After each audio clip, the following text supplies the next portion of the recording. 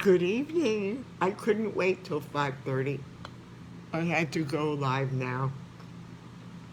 Hello all. Let me give you my hallelujah lightning. So interesting to be doing this for 6 weeks or so and being consistent. And all I do is change out my crinkle shirts. I got my bedroom slippers on.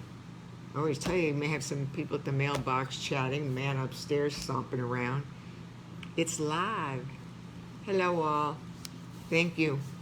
It was a great day, and before I begin our reading, we're going to finish chapter 17 today and go into 18, which will be taking care of me. Very important if you're a caregiver, taking care of myself. So, we got a lot more to still cover. It was a great day productive-wise. My files, all these readings are now on my website, susanmintz.com. They're on YouTube. And so they're there now, and they're Facebook, website, and YouTube. So go on the books icon, and you'll see the last one there will say, Susan Reed's Committed to Love. Very good. My website lady, Nikki Garcia, came down, and she got everything organized for me. It's on all 3 venues. If you can't find me, you're blind. How's that? Not to say anything negative. And I did want to say that it's very good now. Everything's in such order, and I found out the difference between views and viewers. Well, a view is someone who just looks at it for 10 seconds, a minute or two, and says, can't do this. That's too bad, because you're really in for the best love story and drama that's ever going to be made, honey. The other one is a viewer is someone who actually viewed and watched.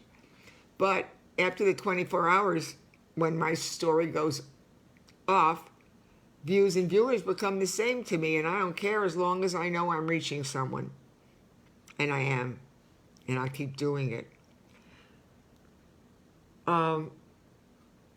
I wanted to know, I have 2 homework assignments. One is, does anybody else doing this? Please find someone else who's doing this on Facebook.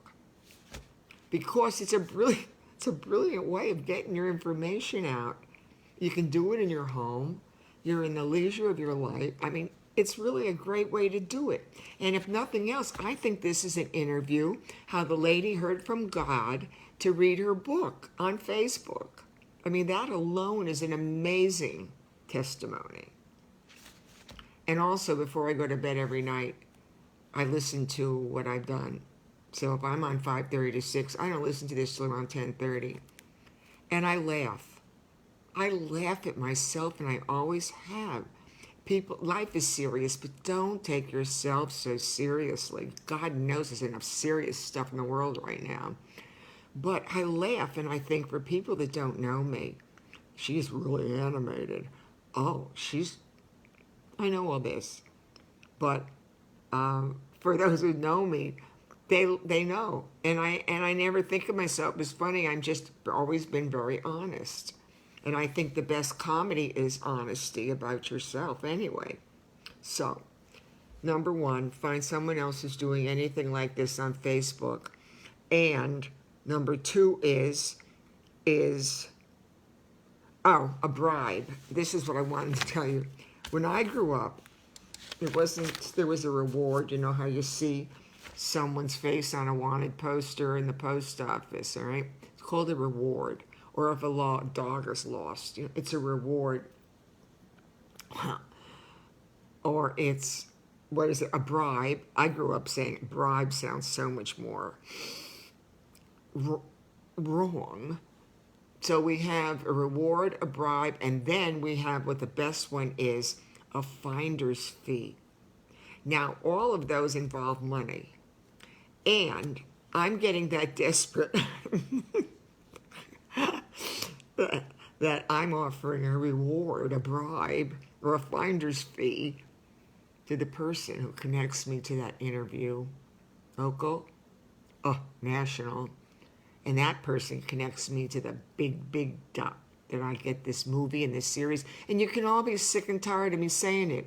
I keep putting it out in the atmosphere, and I've been putting it out for years. But whoever does, and I'll know who you are because you wouldn't want to miss out on money. So I'm not telling you how much, but finder's fee to the big one when we finally hit the big deal, not just a little interview. I want a big one.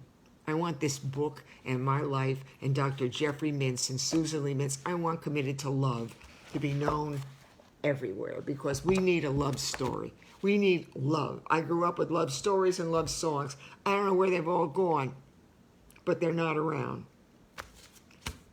So that's your issue.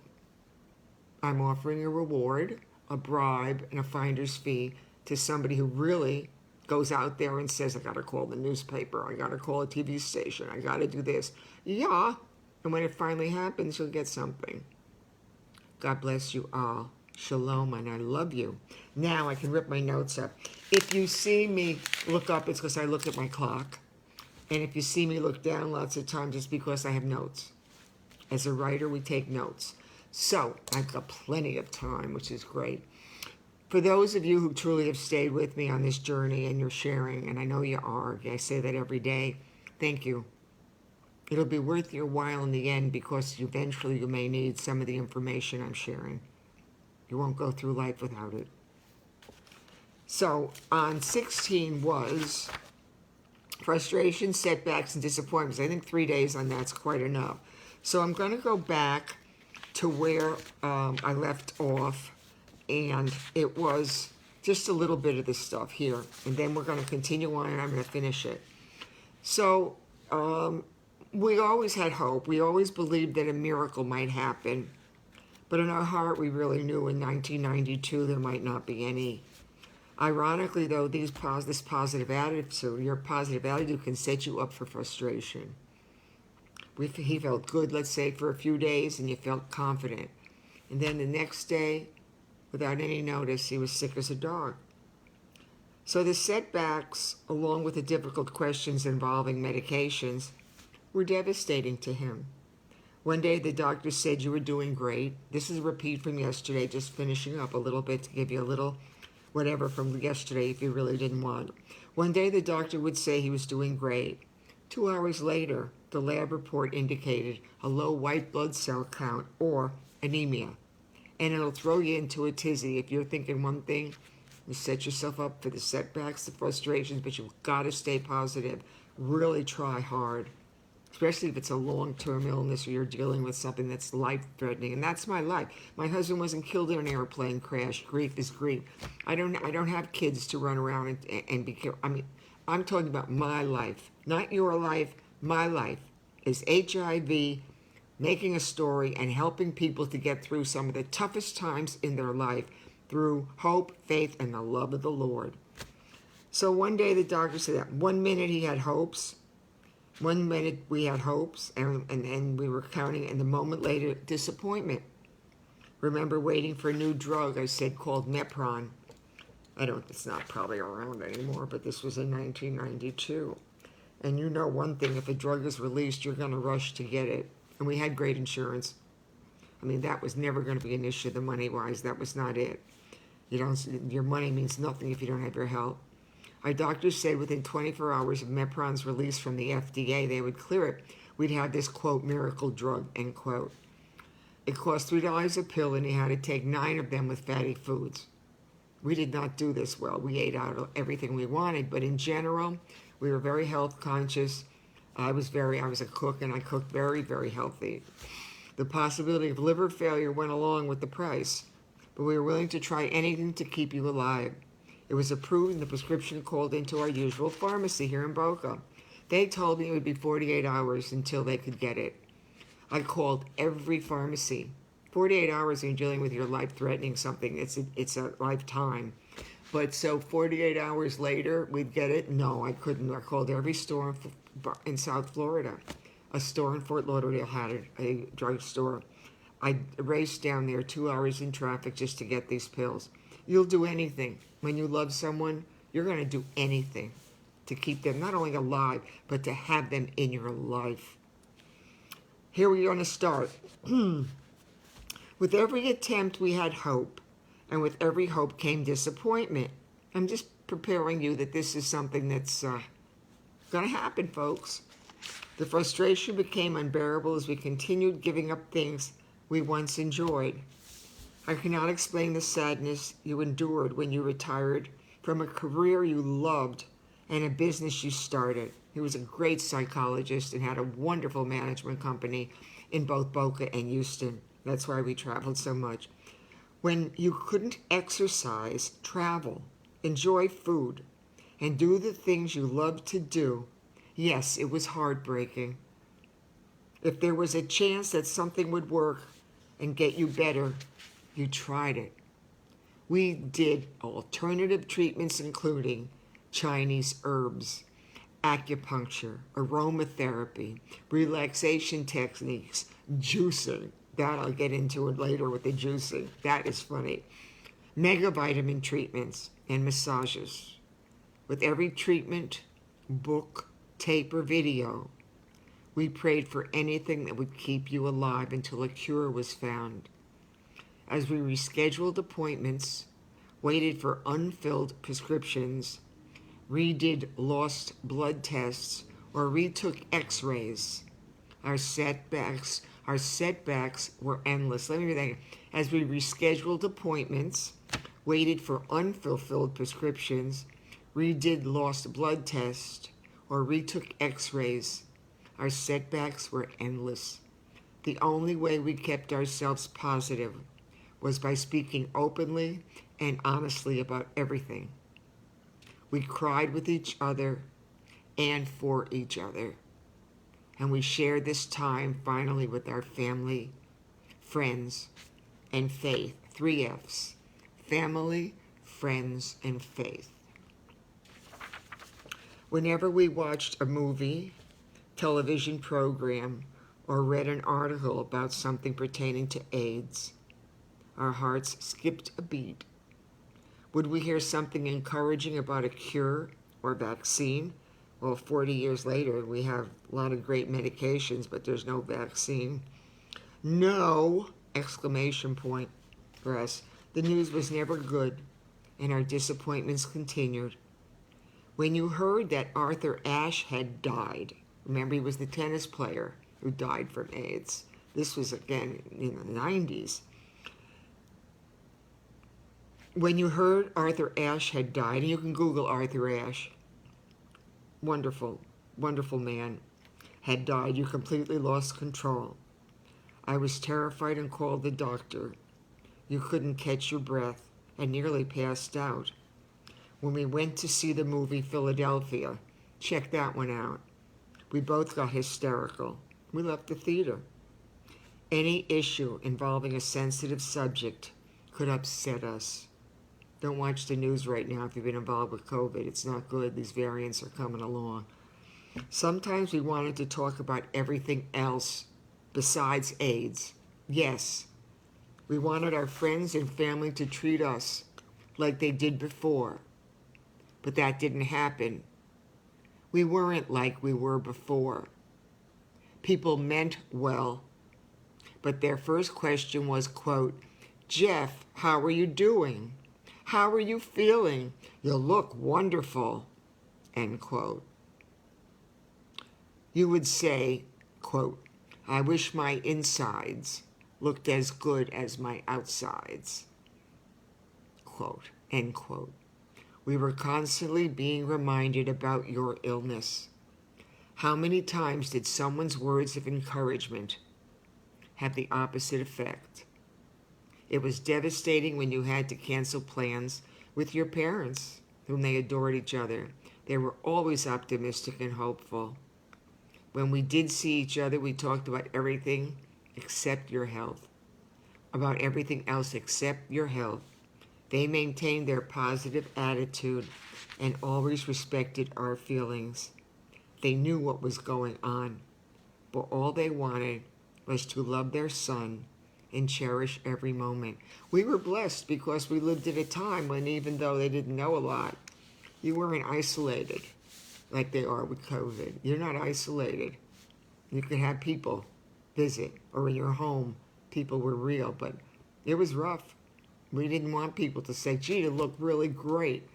And he looked at me and said, yeah, you should see what's going on inside. I could say that when people say, oh, you look beautiful. Oh my God, you look incredible. If you did a PET scan on my body, you'd see stuff you do not want to see. Not.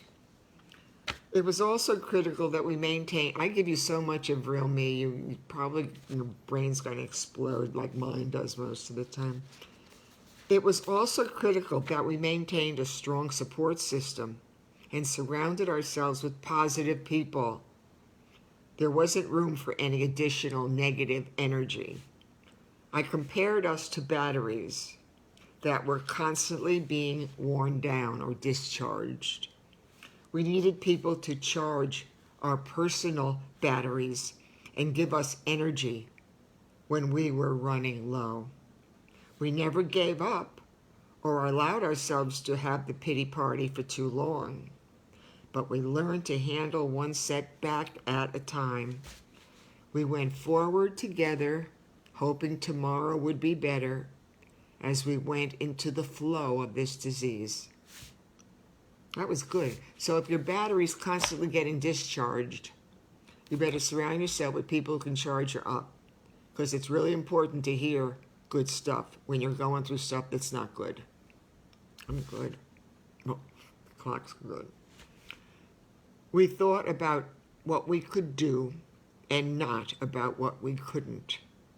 We let go of everything and accepted the fact that we couldn't control the lab screw-ups, the doctors, the hospitals, the drugs, or test results. We accepted whatever happened because it was the way it was supposed to be. When I look back, it was. Quote, we chose how we were going to handle our choices. I told you that in the beginning of this chapter. Quote, we chose how we were going to handle our choices, period, end quote. And here's the word no that I talked about yesterday that's so powerful.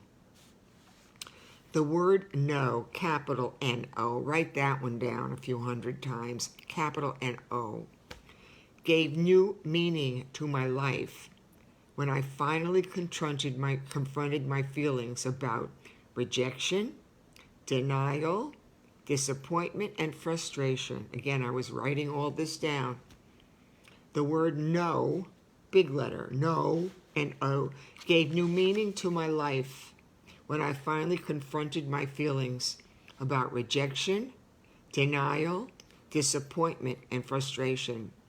Once I let go and accepted this challenging time with their emotional overtones as a part of life, it became easier for me to keep up a positive attitude. It might be at the moment, I was lying still to myself. I never had full control over this. We were afraid to be optimistic, but we were more afraid to be afraid. You were able to maintain your remarkable attitude because you continued to love life and live it to the fullest. Your positive attitude about life was my life. He was the better part of me, for real. He was the better part of me. His love for life was so empowering. It would suck you into it. But when you also learn, now we're done with chapter 17, but when you learn to say no, it's an amazing thing that you do. And when I say to write, perhaps when I was transposing my journals on this day, I was okay and maintained a positive attitude. But I know as I continue to write, I'm going to flip-flop. However, looking back now, it was his positive attitude, his parents' positive attitude, and our friends' attitude that gave me the strength to be able to do it. And God telling me to love him, stay with him, because he would need me one day. People say you hear from God. Maybe it's just my heart. I don't hear the verbals, but in my heart, I know what I have to do. It's like 5:30. I'm going on, and unless I can, I'll let you know. But this is really important. For whoever wants to watch or to listen, this is important, and it's not because I'm bribing you and giving you a reward or a finder's fee. I really mean it. This is so important. We were afraid to be optimistic, but we were more afraid to be afraid. That was my relationship with Jeffrey. As many times as I wanted to leave, I was really more afraid to be without him than with him. We had that kind of a relationship. I was more afraid to be without him, and not a fear of that. I just loved him, and it was hard for me to walk away. We were a team, and I was better with him. I really was. So we were afraid to be optimistic, but we were more afraid to be afraid. That was my marriage, for more fearful to go away than fearful to be with him. You were able to maintain your remarkable attitude because you continue to love life and live it to the fullest, and your positive attitude about life was my life. He was the it that makes me tick. A few more minutes, we're going to start 18. Taking care of myself. Quote, you must take care before you give care. End quote. If you are not taking care of yourself, even if it's just you, when something comes up that's really gut-wrenching, heartbreaking, long, whatever you want to call it, you'll be no good to anybody. This is so hard at 76 to maintain a look or feel, to go forward with this. This is so hard, but I've always been a person who's taken care of myself, understanding that I am no good to you if I'm not good to me. If I can't feed me, I can't feed you. You have to do yourself first, and it's not being selfish. Well, if it's selfish, it's a good way to be selfish. All right, chapter 18, taking care of myself. Quote, you must take care before you give care. Dear Jeff, what does the word, quote, caregiving mean to you? Remember, this is a journal and a diary. It's a diary. The dictionary says it means watchful, attentive, looked after, and held dear. For someone that never read, I hate reading. I told you the dictionary and thesaurus became my best friends when I was doing this. For me, caregiving is every one of those things and more. It's watchful, attentive, looked after, and held dear. For me, caregiving is every one of those things and more. Can you give care for an hour or a day? Can it be given weekly, monthly, or is it forever? Caregiving is what you want for as long as you want. I know why these stories are meaningful is because I've spoken so much about these, and I wrote columns with all this information. I wrote columns, and my hospice book is all about this. Caregiving is a choice and should be given solely from your heart. Can you give care for an hour or a day?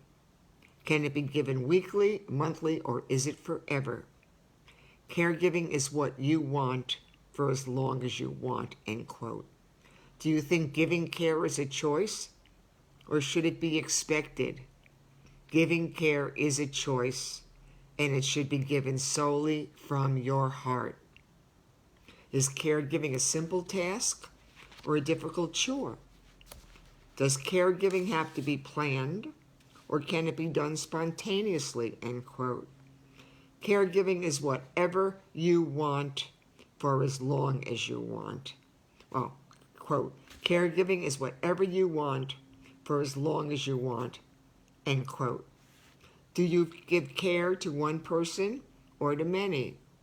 I don't know why that light changes, but I've got to see if I can go on again. I'm not playing around.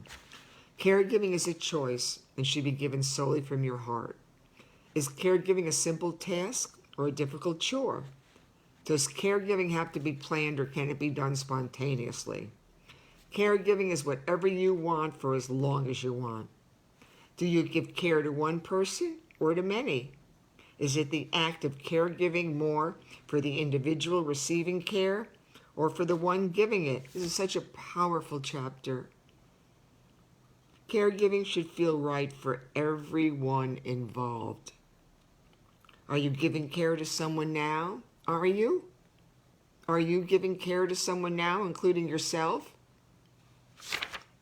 Are you cherishing every moment, no matter how difficult they may be? Boy, I find that one really hard. Whether giving care through the good times or the bad, never stop doing it. Nothing is more rewarding, personally satisfying, or more greatly appreciated. That's where we end on Wednesday. How's that? Chapter 18. Giving care. Taking care of yourself. Start Thursday. You can all remind me in comments where I end up. It's going to be a bumpy ride, kids, in the near future with the last few chapters, but I think most of you will be quite able to handle it if you've been here with me so far. Again, it's almost time to cut off, and I just want to be sure that you know all my readings are on, obviously, Facebook. They are on my website now, SusanMintz.com, under books. And it's also on my YouTube channel. I can get it on my phone now because we got the password right. You have no idea how exciting some of this stuff is for me. But I'm sitting here in my dining room on Wednesday, the 11th. And I want to say I appreciate you all. I hope you have benefited from some of the things I've said. And then you go back and listen, because some of you are much more into whatever the description might be, as opposed to what I'm actually saying. But the description on the Facebook reading might grab you more, and I can understand that. But eventually, the whole book's going to grab you more, especially when our story's told nationwide around the world. Thank you, David. Thank you, whoever else is here. David and Kamalithra. I love the names, and I check everybody out, and your names are amazing. I love that. You are wonderful. Well, that didn't work. So anyway, I want to say thank you all so much. And shalom, hello. Shalom, goodbye. And shalom, peace. You know what else I'm going to say? Be kind. Be a little more patient. And call someone. Tell them you love them while you can. These are really challenging times we're living in. And I certainly never thought a little girl from Troy, New York was ever going to be in them all these years later. Never. And the stuff that is going on in the news, my story is a piece of cake compared to what's going on. So if you want to get depressed, turn on the news. If you want to have hope, faith, and the love of God, read Committed to Love. If not, just go find me. I said yesterday I'm easy to find as a Snickers bar. Maybe easier. There's no supply chain shortage. Anyway, thank you all so much. I'll see you tomorrow night at 5:30. We're going to have a guest on, but I can't tell you who. But we're going to have a guest with me. Don't get excited. It's not Oprah and it's not Tyler Perry, though. I'd love to have them in my dining room. Shalom all. I'm going to finish up and wish you a peaceful night.